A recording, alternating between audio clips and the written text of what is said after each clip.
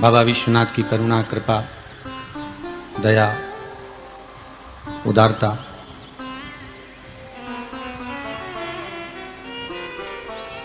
और उस कृपा का बल इतना है कि अपने पूर्वजों को पार लगाने के लिए श्री रामेश्वर लाल, श्रीमती सोवन देवी जी बांगड़, पुत्र श्री राजेश, श्रीमती बिनाका जी बांगड़, सिडनी ऑस्ट्रेलिया से इस पावन शिव महापुराण की कथा को करवा रहे हैं। छोटा सा मानव का शरीर है,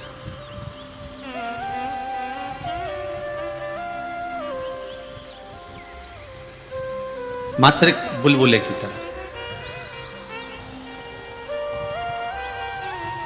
और उस मानव शरीर को पाने के बाद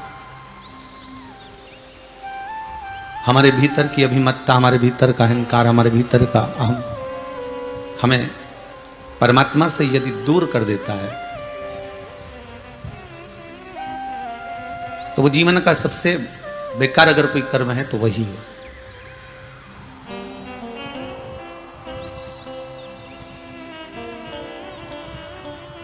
शिव महापुराण में एक बात बड़ी सुंदर कही है शंकर की कथा में,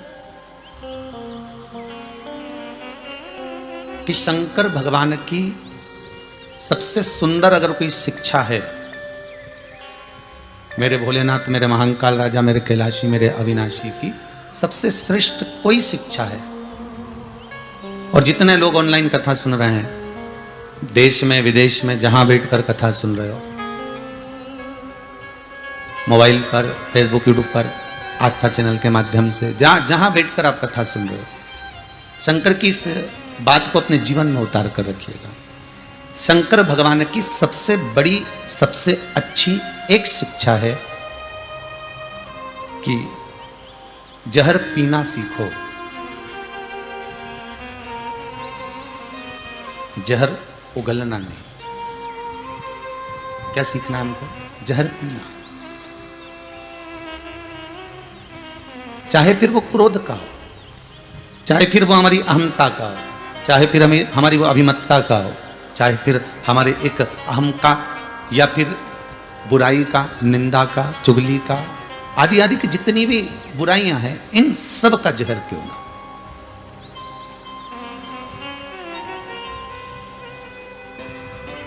बड़ा अनमोल है मानव का देह, बड़ी मुश्किल से तो मिलता है। 84 लाख योनियां काटने के बाद में जब जाकर यह मनुष्य का शरीर मिला, ये 2 हाथ, पांव, नयन, श्रवण, मुखाग्र बिंद, ये सब प्राप्त हुआ। और यदि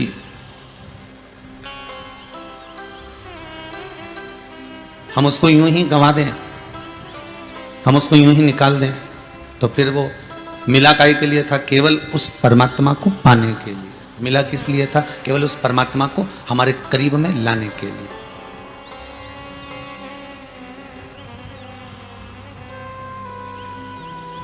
और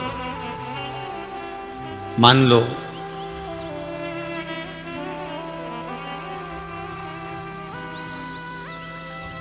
मन, चित्त, वृत्ति थोड़ी भी गड़बड़ है तो फिर परमात्मा हमारे करीब में होगा क्या?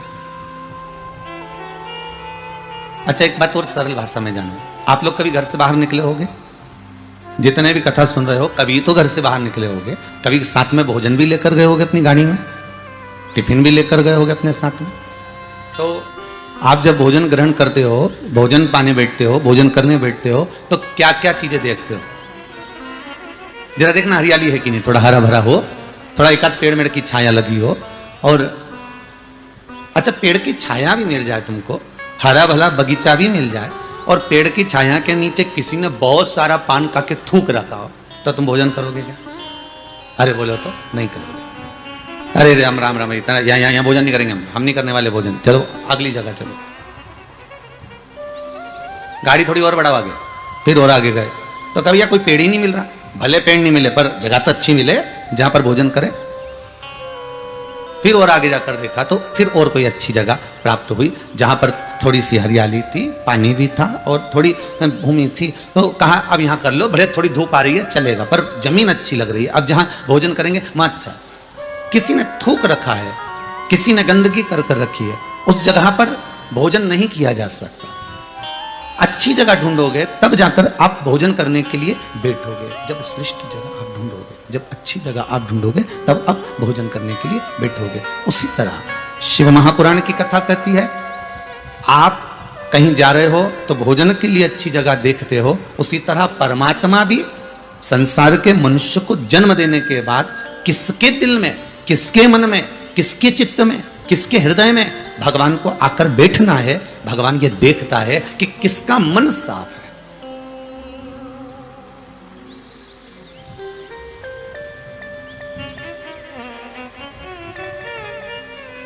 मन किसका साफ है?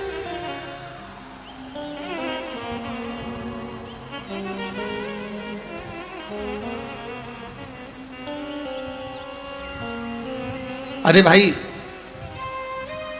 सांप का जहर वाला दांत निकाल दो तो फिर वो फुनकारे मारे तो कोई मरे नहीं। क्या क्या इसका जहर निकली गया, इसका जहर समाप्त हो गया। अब अगर ये डसेगा भी तो कोई मरेगा नहीं। अब इससे भय नहीं है, इससे डर नहीं है। पर सांप का जहर निकाल दो तो कोई नहीं मरे कि इसका जहर निकल चुका है। पर मनुष्य के भीतर ऐसी क्या चीज निकाल दी जाए कि ये किसी को नहीं डसे। मानव शरीर मिला तो ये किसी को अपशब्द ना कहे, किसी को ताने ना दे, किसी को गालियां ना दे, किसी के संग कपट भाव ना करे, किसी के साथ छल ना करे। इसके अंदर क्या चीज हो कि उसको निकाल दिया जाए और ये किसी को नहीं डसे, फिर किसी को परेशान नहीं करे, किसी को कष्ट ही ना।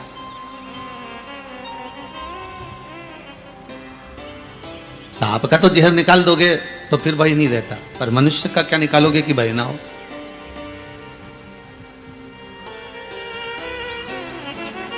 इस चित्त वृत्ति से, इस मन से, इस चिदानंद से, इस वृत्ति से, इस भाव से भगवान हमारे सम्मुख में आए। भोजन करते समय हम अच्छी जगह देख रहे हैं, उसी तरह भगवान भी तो भजन के लिए अपने भक्त को ढूंढता है। जैसे आप अच्छी जगह ढूंढ रहे हो, उसी तरह भगवान भी अपना भक्त ढूंढता है कि इसका मन साफ हो, इसका चित्त चिदानंद वृत्ति इसकी निर्मल हो, तो मैं इसके भीतर बैठ जाऊं। और बैठूंगा जब अंदर में समा जाऊंगा, इसकी श्वासों में, इसकी धड़कनों में, इसकी चित्त वृत्ति में, इसकी रोमावली में, इसके मन में जब मैं समा जाऊंगा तो फिर इसको कहीं जाने की जरूरत नहीं पड़ेगी। परमात्मा इसके साथ ही चलेगा।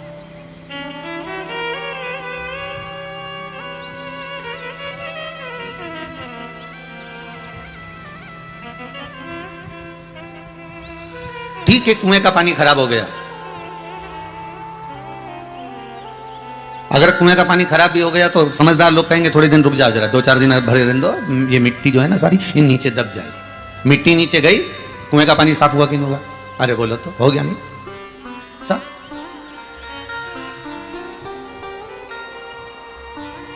बस उसमें मिट्टी पड़ी थी, वो घुल गई थी, और वो मिट्टी घुलने के बाद वो मिट्टी का पानी धोला हो गया, वो मिट्टी का पानी हो गया, वो साफ क्लीन नहीं दिख रहा।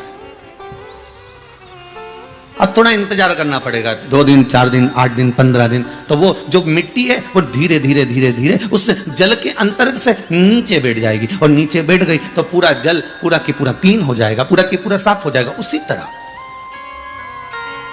हमारे इस मन रूपी कुएं में भी अहंकार, काम, लोभ, विषय, आसक्ति, तृष्णा, वासना, ये सब हमारे इस मन रूपी कुएं में है। पानी गंदा हो जाता है कभी कभी, मन गंदा हो जाता है कभी कभी, आ जाती है आसक्ति, आ जाती है अहंकार, आ जाता है तृष्णा, आ जाता है वासना, आ जाती है लोभ, आसक्तियां, ये सब हमारे जल को गंदा कर देती है, मन को गंदा कर देती है। पर थोड़ा धीरज रखिए, थोड़ा सा धीर बांधना पड़ेगा, कुछ दिन इंतजार करना पड़ेगा। किस लिए? कि कुएं का पानी साफ करना है तो थोड़ी शीतलता, थोड़ी शांति, थोड़ा धीरजता अपने भीतर लाना पड़ेगी, तब जाकर ये पानी क्लीन हो सकता है, साफ हो सकता है। भगवान ने आपको जब पैदा करा, हमको जब पैदा करा, संसार के प्रत्येक मानव को जब भगवान पैदा करता है तो उसके हृदय को एकदम कोरे कागज की तरह पैदा करता है, और मरते समय भी भगवान उस हृदय को कोरा कागज बना देता है कि जैसा मैंने भेजा था वैसा की वैसे मुझे प्राप्त हो। मरते समय भी व्यक्ति की आसक्ति चली जाती है, मरते समय भी व्यक्ति को लगने लगता है, जब अंतिम समय आता है तो आसक्ति उसकी जाने लगती है। अब मुझे परिवार का मोह नहीं रहा, अब मुझे कपड़ों से मोह नहीं रहा, अब मुझे धन से मोह नहीं रहा, मुझे इन परिवार वालों से मोह नहीं रहा, मुझे इन वस्तुओं से मोह नहीं रहा। उसको कहो कि ले थोड़ा सा भोजन कर ले, तो भोजन से मोह नहीं रहा।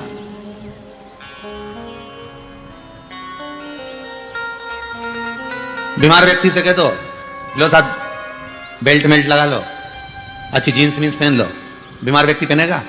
नहीं साहब, मेरे को बिल्कुल एकदम खुला रहने दो भैया, मेरे को ये सब पहनाने की जरूरत नहीं है। वस्त्र कम हो गया। बीमार व्यक्ति से कहो, लो साहब 2-4 गुलाब जामुन और खाओ अच्छी डट के, अब मर ही तो रहे हो, तो मर रहे हो तो अच्छी 2-4 गुलाब जामुन और खा लो, खोपरा पाक खाओ, थोड़ा सा इमरती जलेबी खाओ, थोड़ा सा समोसा ला देता हूं मैं बढ़िया जोरदार, वो खा लो, थोड़ा पोया खा लो, थोड़ा उपमा खा लो, थोड़ा पराठा खा लो। मरने वाला खाएगा? नहीं। अब वो तो मरने जा रहा है और उसको तुम भोजन की आसक्ति, तो वो आसक्ति से छूट चुका है। वो तो इतना सा कर रहा है कि अब मुझे नहीं खाना, अब तो मुझे तुलसी का दल और गंगा जल दे दो। अब ये समोसा कचौड़ी इमरती भजिया पकौड़ा ये सब तुम्हारे पास रखो, मुझे तो केवल तुलसी का दल और गंगा जल दो। और कोई स्वस्थ व्यक्ति है, शरीर से अच्छा व्यक्ति है, और तुम उसको कहो ले साहब गंगा जल ले लो और तुलसी का दल ले लो, तो क्या मर रहा हूं क्या? भाई मेरे प्राण छूट रहे हैं। स्वस्थ व्यक्ति को अगर गंगा जल दे रहे हो, तुलसी का दल दे रहे हो, और कहा कि लो साहब गंगा जल ले लो तो तुलसी का दल ले लो, तो वो कहे कि मेरे प्राण जा रहे हैं क्या? मर तो वो रहा है और तुम मेरे को गंगा जल दे रहे हो, तो हम उसको समोसा कचौड़ी खिलाएंगे और गंगा जल तुमको देंगे। तो क्या उल्टा काम क्यों करो? गंगा जल उसको दो, तुलसी का दल उसको दो, और मुझे कचौड़ी समोसा खिलाओ। मैं तो स्वस्थ हूं। आए थे तब भी आसक्ति नहीं थी। जब पैदा हुए थे ना, कोई आसक्ति नहीं थी, ऐसे ही पड़े थे। तुम्हें यह भी नहीं मालूम था कि ये माताजी है कि पिताजी है, ये भाई है कि बंधु है कि सखा है, कुछ भी नहीं मालूम था। बस तुम तो ऐसे ही पड़े, क्योंकि आसक्ति नहीं है। और मरे तब भी आसक्ति नहीं है। मरते समय भी सारी आसक्ति। हम वस्त्र, कोई के जींस पहन लो, कोई के कुर्ता पजामा पहन लो, हो सब पड़े रहते, मैं तो नहीं पहन दादा, मेरे को तो एक कपड़ा उड़ा दो बस बहुत है। और मरने वाले व्यक्ति को भोजन की आसक्ति भी छूट जाती है। अब मरने वाले व्यक्ति से तुम कहो कि लो सब 2-4 हाथ में अंगूठी पहन लो, ने चेन पहन लो, ने बढ़िया जोरदार हाथ में कड़ा मड़ा पहन लो, तो क्या मरने जाइए तो क्या सोने का कड़ा मड़ा पहन लो, और जो पहना सब उतार लो, तो घबराहट हो रही है। मतलब सोने से भी आसक्ति छूट गई। अब मरने वाले व्यक्ति से कहो कि साहब लो ये 2-2 हजार के नोट की 5 गड्डियां हैं तुम्हारे पास, रख लो, तुम्हारे पास में रखो, बड़े काम में आएगी। तो मरने वाला कहकर रहते दादा वो हॉस्पिटल में लगा देना, तो तेरे पास ही दल्ले, मेरे को नहीं चाहिए, हिसाब भी तू ही कर। आसक्ति छूट गई। ना धन, ना दौलत, न सत्ता, न सम्मान, न वस्तु, किसी भी चीज की आसक्ति मनुष्य को नहीं रहती। आया तब भी, गया तब भी, सब आसक्तियों से वो वंचित है, सारी आसक्तियों से वो छूट चुका।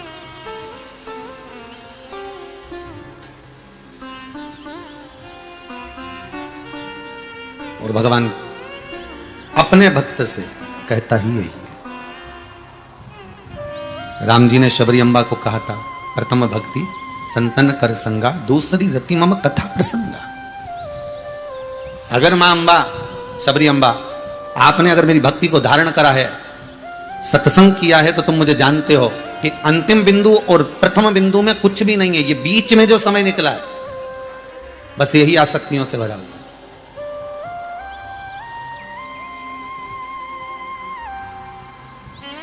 यही आसक्ति।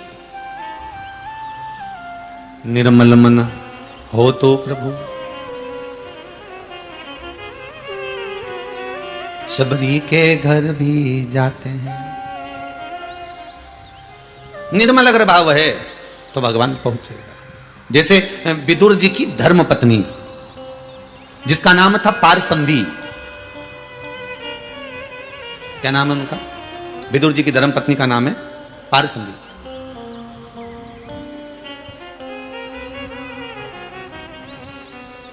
वो बड़ी शिव की उपासक है। श्री विदुर जी महाराज की धर्मपत्नी जब बाल्यावस्था की थी पारसंभी, मात्र 12 वर्ष की अवस्था की पारसंभी अपनी माता के साथ में शंकर जी के शिवालय की पूजन करने के लिए जाती थी। विदुर जी की धर्मपत्नी।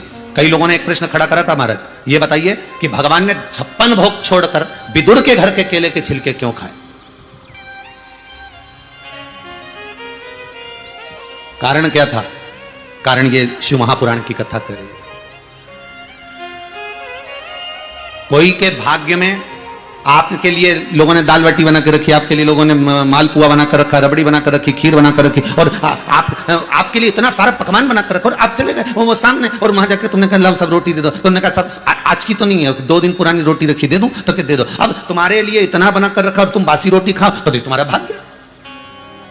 अपन तो सरल भाषा में यही कहेंगे कि भैया इनका भाग्य ऐसा होगा कि इनकी किस्मत में ये ठंडी रोटी, ये बासी रोटी लिखी होगी। पर शिव महापुराण की कथा कहती है कि ये विदुर जी की धर्मपत्नी पारसमदी, ये 12 वर्ष की अवस्था में क्या, 9 वर्ष की अवस्था क्या, 8 वर्ष की अवस्था क्या, जो अपनी माता का हाथ पकड़कर शंकर के शिवालय का पूजन करने जाती थी, विदुर जी की धर्मपत्नी पारसमदी। शिव आराधना में डूबी रहती थी, शंकर की आराधना में इतना भजन करती थी, इतना स्मरण करती थी कि उसको कुछ सुहाता ही नहीं था।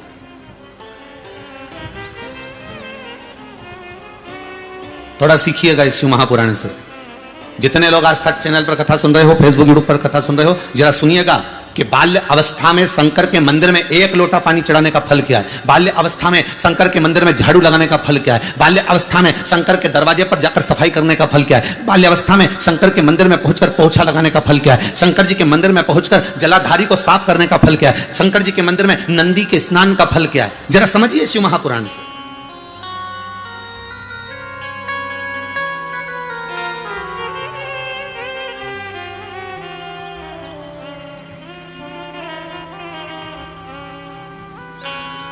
निर्मल मन हो तो भगवान भक्तों के घर भी आते हैं। महाराज समय आए, भाव आए तो भगवान सम्मुख में आ जाते। इसलिए कहा कैसे आएंगे हरि, कैसे आएंगे हरि, अब तक गंदा पड़ा है द्वारा, कैसे आएंगे हरि। चंचल मन को नहीं सवारा, कैसे आएंगे हरि। चंचल मन को नहीं सवारा, कैसे आएंगे हरि। हमने आंगन नहीं बुआरा, कैसे आएंगे हरि। हमने आंगन नहीं बुआरा, सब कैसे आएंगे हरि। कैसे आएंगे हरि, कैसे आएंगे हरि, कैसे आएंगे हरि, कैसे आएंगे हरि। चंचल मन को नहीं सवारा, कैसे आएंगे हरि। चंचल मन को नहीं सवारा, कैसे आएंगे हरि। अब तक गंदा पड़ा है द्वारा, कैसे आएंगे हरि। अब तक गंदा पड़ा द्वारा, कैसे आएंगे हरि।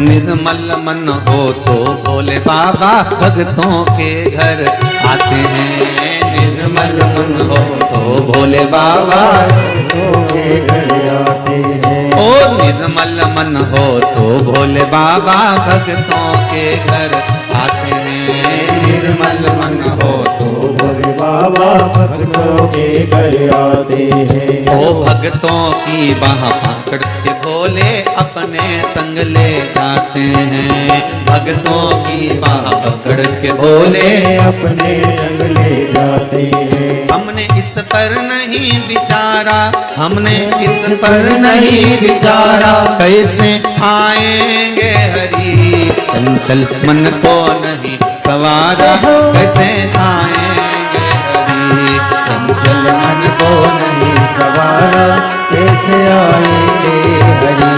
कैसे आएंगे हरि, कैसे आएंगे हरि। कैसे आएंगे हरि, कैसे आएंगे हरि। हमने आंगन नहीं बुआरा, कैसे आएंगे हरि। हमने आंगन नहीं बुआरा, कैसे आएंगे हरि।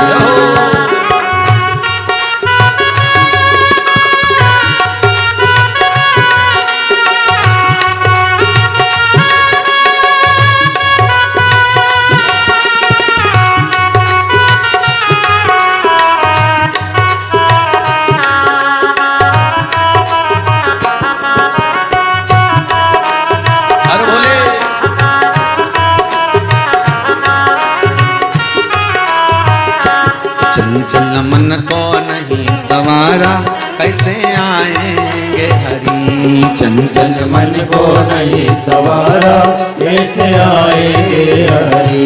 कैसे आएंगे हरि, कैसे आएंगे हरि। कैसे आएंगे हरि, कैसे आएंगे हरि। अब तक गंगा पड़ा है द्वारा, कैसे आएंगे हरि।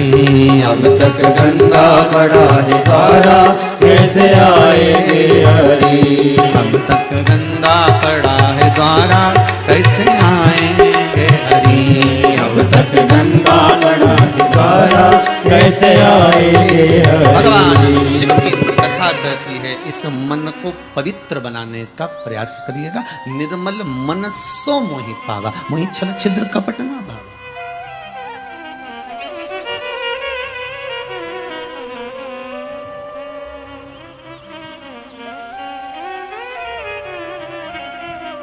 महाराज, हृदय हमारा पिघल ना पाया, जब देखा कोई दुखियारा। चित्तवृत्ति में वो भाव नहीं आता। किसी पंथ भूले को हमने नहीं दिया सहारा।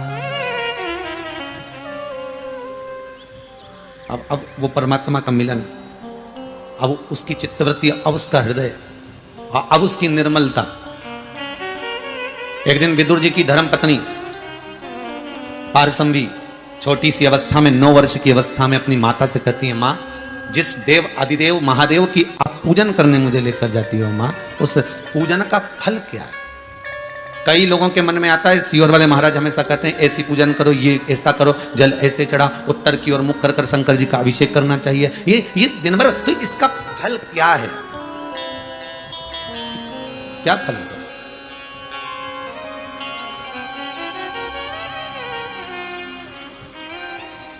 अरे भाई, गीता जी में वर्णन किया मेरे ठाकुर जी ने, गीता जी में मेरे भगवान कृष्ण वर्णन करते हैं कि तू कर्म करे जा, फल की चिंता बिल्कुल मत कर, तू तो अपना काम कर।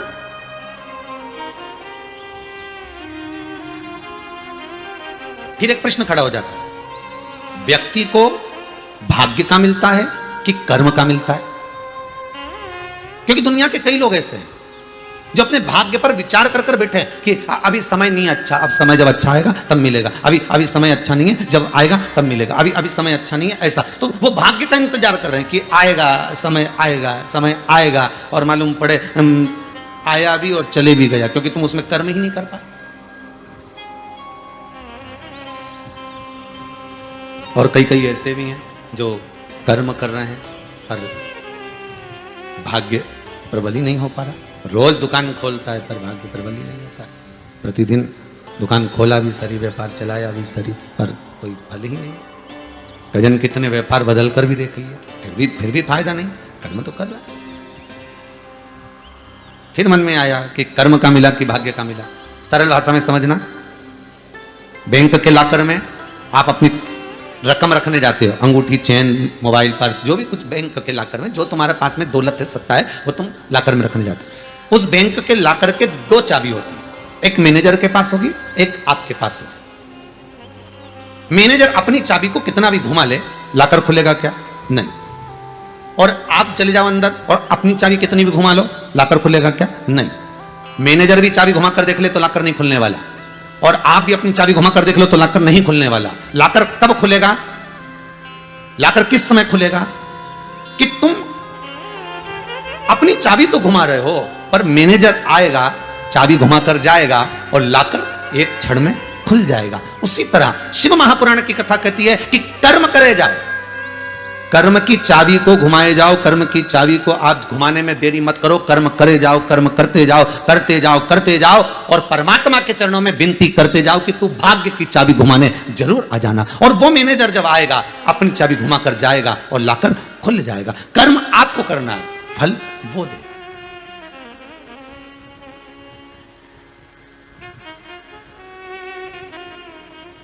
हमें याद है एक भोपाल के कोई न्यू मार्केट के कोई भाई आए होंगे और वो कहे गुरुजी हमने तो कपड़े की दुकान डाली थी, फिर क्या हुआ, तो वो चली नहीं। और इतनी विनती करके गए, तब हमने भगवान को प्रसाद भोग सब लगाया, सब सारा काम भी करा हमने, और 15-20 दिन चली, फिर चली नहीं। फिर हमने जो है वो दुकान बंद कर दी, फिर हमने दूसरी दुकान डाल ली। अच्छा, फिर पर हम क्या करें गुरुजी, हमारा तो भाग्य ही बेकार है। 15-20 दिन तक तो अच्छी चलती है, उसके बाद नहीं रहती, तब अच्छी चलती है, उसके बाद में तो दुकान ठप हो जाती है। फिर हमने वो वाली दुकान भी बंद कर दी। अच्छा, फिर हमने कोई दूसरी डाली और दूसरी डाली, फिर हमने वही करना चाहा, फिर वैसा की वैसे किया, फिर 15-20 दिन चली, फिर ठप हो गई। कितना सुंदर प्रसंग है। एक गुरुजी ने अपने चेलों को कहा, ये लोटा लेकर जाओ, 50 फीट खड्डा खोदना, पीने का पानी लेकर आना, जाओ जरा। अब 2 चेले थे, दोनों गए, एक ने इधर खड्डा खोदा, एक ने उधर खड्डा खोदा। अब एक जो खड्डा खोद रहा था ना, वो थोड़ा बहुत 15-20 फीट तक तो खोद ले, खोदने के बाद में 50 फीट तक खोद लिया, पर पानी तो आया नहीं। इसने दूसरा खड्डा खोदना चालू कर दिया, अब उसमें भी पानी नहीं आया। इसने तीसरा खड्डा खोदा, इसमें भी पानी नहीं आया। चौथा खड्डा खोदा, उसमें भी पानी नहीं आया।